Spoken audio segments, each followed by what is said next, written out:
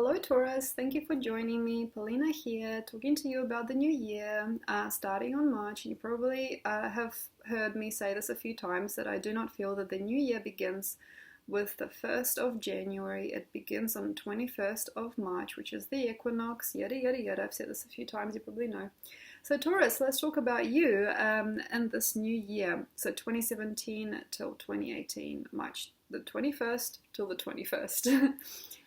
This is a really, really boundless experience if you let it be. This is a really epic story if you allow it to be.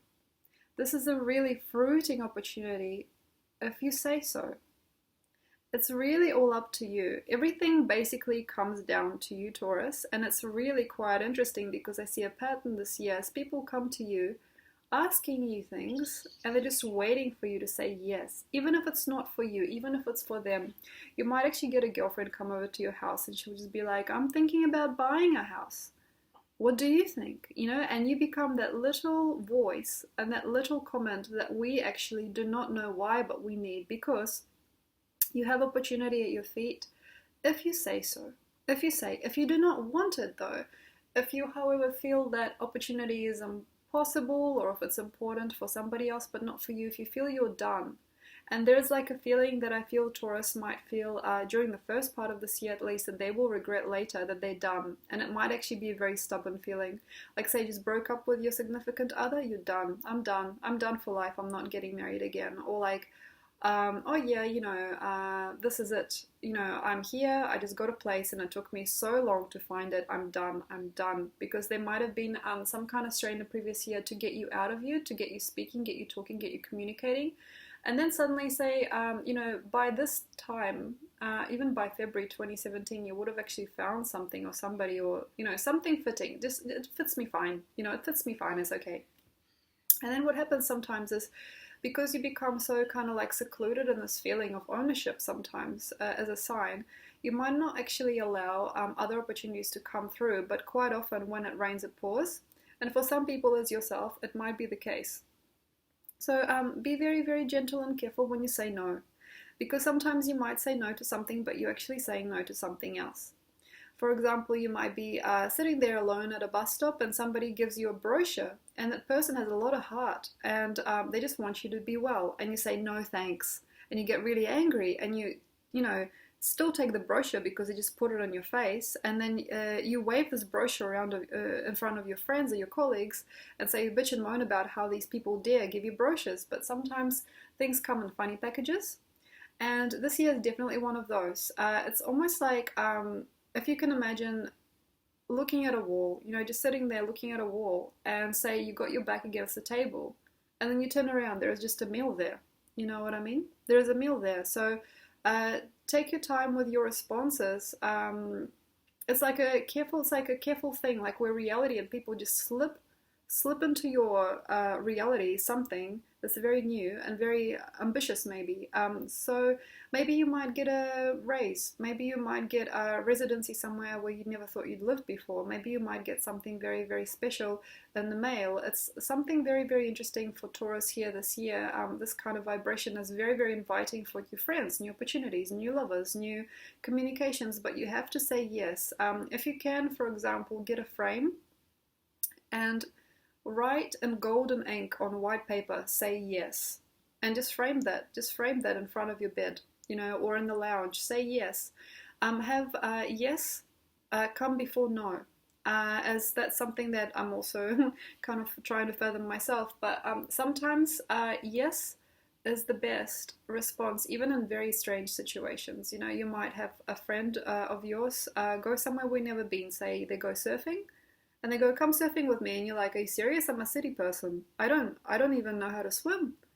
But say yes, and you might actually find that there is adventure out of it. It could be, okay, I'll just debunk it for you. You might go to the ocean, and you might see somebody that reminds you that, for example, you haven't done something, and then you go and do that thing, and then you might find that by doing that thing, you open up a possibility. Or you go to the ocean, you don't know why you're there, and then you remind yourself that you used to really love spending time in Greece and you decide to go to Greece again and you book a flight a week later. You know, it's like a very interesting connection. So the more times you say yes this year, basically, the more you'll grow. Another thing that's coming up this year is dissatisfaction and illness coming off very quite quickly. So if you're a practitioner, for example, if you're a nurse or if you are practicing some kind of healing arts, doesn't matter what kind of formula you use, like a traditional arts or non-traditional, if it's your own method or if it's taught, doesn't matter. So basically you got some kind of healing crisis maybe coming this year, but also something that just gets wiped. You know, if you are somebody who knows a Taurus, definitely go see them, because there is a very interesting unblocking frequency that they have at the moment and will do for the rest of this year, that is almost feeling like they could just wipe the pain away. They could just touch your forehead, and the forehead is, you know, no longer in pain in forehead. And you know, the headache is gone. You know, things like that can happen with a Taurus. So easy is good, easy happens, and this is one of those years that can be very easy, but it's all about your mental state. For example, if you feel it's impossible, if you say being a masseuse or some kind of a healing practitioner, and you always thought that it takes me at least 4 sessions with a client to get them good, and suddenly they healed in 1 session, suddenly they're the best they've ever been, and they're even texting you, messaging you, telling you I'm the best I've ever been. And then you say it's impossible, or that's just, you know, a coincidence, and you really don't want to take any credit, and you don't want it to be any drama, you really don't want to think about it. That's not so good. So understand that sometimes you can find shortcuts, and I feel in this year, Taurus, you will definitely find a few. I feel that also with people, you'll understand that things have to be very easy now. You might have been in a relationship or a very like polarity based partnership, or some kind of a union with somebody, or like a community or a person. Most likely a personal relationship in the last few years where it was really friction based, and it was because you needed to understand what stamina was and what you were. But this time it's actually really easy. It's like you can say a word and just one word solves the problem. It's a very interesting programming thing though. However, you might actually find that there are certain types of words that work, and then you might use them forever. So stay away from that. Say, for example, if you call somebody pumpkin, you know, you think that they just respond to that and that means that they're going to be, you know, your friend and everything's going to be fine. No. It's like, don't go into formulas, but you might actually see or seek out for yourself interesting ways of becoming very, very still and just saying 1 or 2 words, where you usually would go on explaining and shaking your head and, you know, going within. Like the storm doesn't need to happen. Like just up to you to say that one little word, and the word is enough. What else? The union between you and somebody would likely fall. Why? Because this year is one of ease, and sometimes abundance for a Taurus is hard because there's too many people to choose from. And this could also translate to you understanding that perhaps your partner's not what they used to be. You might look at them and go, you know, they used to be a lot fitter than they are now, or, you know, they might actually have, you know, a lot more money in the future, as you sometimes count on things to be in the future, but I'm actually not interested in that now. I actually want to go have fun, and you might fall away into a relationship that's not worthy of your time. So because we've got like a possibility or a glimmer of extra things, extra, read all about it, entirely enticing things elsewhere, you might actually drop what you've got, not actually understanding the full worth of it yet. So quite often, sometimes when a Taurus is thriving quite to this degree, quite to this ecstatic point, quite often sometimes people will rely on them so much that they forget who they are. Like you might actually find that your partner dissolves around you and they can't actually see anything else, especially if their sex drive has been really, really dependent on your presence in their life, and you know, they find you an insatiable part of their experience. And then you might actually find a disassociation kicks in because they're so hooked on you, like almost as if you were a substance or like not even a human being anymore. And you might actually discover that you are pursuing an intellectual person who doesn't need to be stimulated in that way, and suddenly you fall in love with a colleague. That's very possible. But you have to understand that sometimes it's not like up to you to be choosy like that. Like choosy, how can I say? Pull people in. It's not a good time to go, I want that one, you know, I want the one on the highest shelf. So it's not a time to be bossy about it, but let opportunities come to you with ease and grace. without pulling on them. So greed does not go a long way this year at all. Last year wasn't too bad. Last year greed got you a lot. I feel that greed was like an initial part of the push, a very interesting part of your evolution cycle for the last few years actually. And this is the culminating time for you now, as we are coming to the end of the cycle. Greed is actually really good now as we are in March, Pisces, 2017. But in the next year, I feel from the 21st of March, be aware of that pulling sensation that you get, like I want this, or like this person is more, or like I actually could get more of this job, because that should almost be out of date now. That kind of energy should be out of date, and there should be a new kind of a pursuit, and the pursuit is for oh jolly gosh, I never thought that could be, like, oh my goodness, I actually had no idea. So the joyful finds is something that could stimulate you endlessly forever this year if you wanted to. It could carry on forever. Like go on a treasure hunt, go on the Easter egg hunt. Great timing for that, with Easter coming around.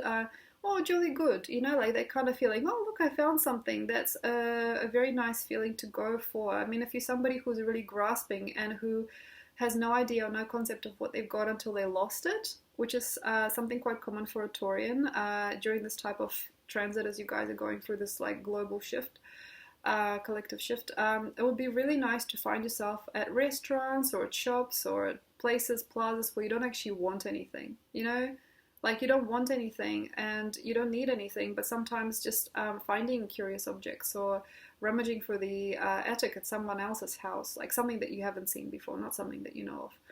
Just unusual things that you find, go, oh, jolly good, I never thought I'd find one of these. So look out for those happy finds and nurture yourself as well. With things being balancing out this year, it could be quite hard because I feel a part of you could go AWOL, like a part of you could actually understand that you want a future that's like in travel or completely different career, and then another part of you is, say for example, the stay-at-home mom or the stay-put person that works behind a desk, and it's not easy because a part of you will feel that's real and the other part will be like, no, that's real. So what do you do if you are in those kind of crossroads? Any time after September, I want to say, is the culmination. Maybe after the 1st of, even up to, okay, June, from June onwards there might be those peaks. You might actually find yourself in two, splitting in two, and a part of you wants something and another part of you wants something else and you're not sure.